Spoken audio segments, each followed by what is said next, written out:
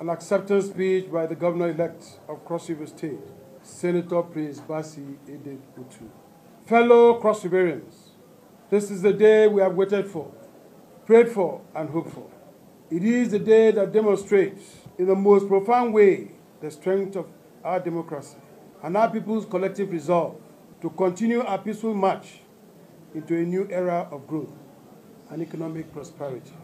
Brothers and sisters, I dedicate this victory to God Almighty, who in His infinite wisdom has given us this day. The victory has once again proven God's immense presence in the affairs of Cross River State. There's not a shadow of doubt about that. The glory belongs to Him.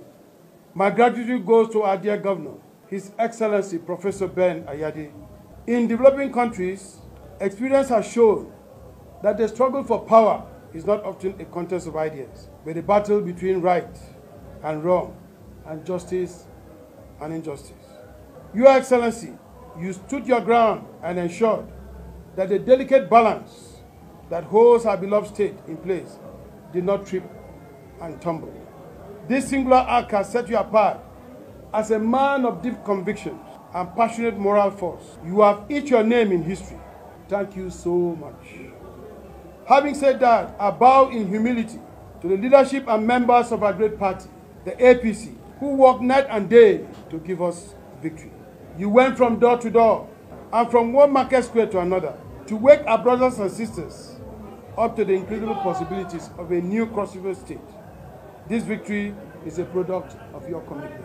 I am infinitely grateful to the leaders of the church and the traditional institutions, student bodies and youths, the market women and professional associations, the non-indigenous, the town unions, and everyday people of Cross River State, from the peaks of Obanliku Hills to the lowlands of Bassey.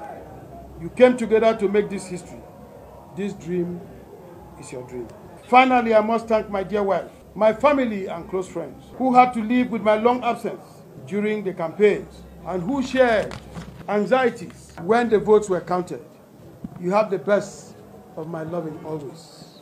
Fellow Cross Riverians, the victory we celebrate today is not a winner takes all. It is not a victory of one political interest over another, or the victory of one cultural zone over others, but the victory of our brotherhood over the dark forces that seek to polarize us into camps. It is the victory of our humanity over poisonous rhetoric. Once again, we have demonstrated that the ties that bind us are stronger than the artificial gulf they try to create between us for selfish purposes. This mandate is the people's mandate. It is a reaffirmation that as a people, we have a keen sense of justice, and when the chips are down, we sacrifice all our differences to reaffirm our sense of justice. I am touched by the little act of greatness, and I will not let you down.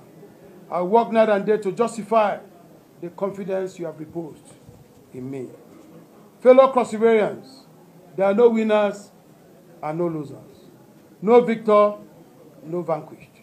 What we have is the victory of democracy. So I reach out a hand of fellowship to my brothers who ran for this position against me from other political parties. I urge you all to join hands with me. Let us build a new Cross River State. This great state belongs to only one party, and that is the people of Cross River State. We share the same obligation to work for its welfare and progress. My team and I will settle down quickly to build bridges and mend broken fences, to ensure that the bitterness that erupted during the campaigns are washed away by our collective tears of victory. We shall roll up our sheet sleeves to ensure that everyone is given a sense of belonging in the coming dispensation, and that together we shall force down the rainfall of greatness on our beloved state. My brothers and sisters, this is a great time to be a Cross Riverian. Our hard-working governor has fastidiously implemented a wonderful blueprint for economic greatness. In so doing, he has made our work easy for us. We shall breathe a new life into all the industries he has built and harness their potentials to create more jobs and economic prosperity for our dear states. I pledge to run a compassionate administration, a listening government in which all blades of ideas shall be given a fair hearing and a chance at success. We shall be fair to all, but we shall insist on the minimum standards of decency in our interface with the people. My government will have no place for ethnic champions who interpret life from the narrow prism of their tribal worldviews. We shall run an equitable, firm, and compassionate government that will work for Cross River State. Fellow Cross Riverians, this is our brightest chance ever. We are at the threshold of a new beginning. We have a chance to reimagine our dear state and reinvent Cross River into the paradise of our dreams. Come with me into the new dream. God bless Cross River State. God bless Nigeria. And thank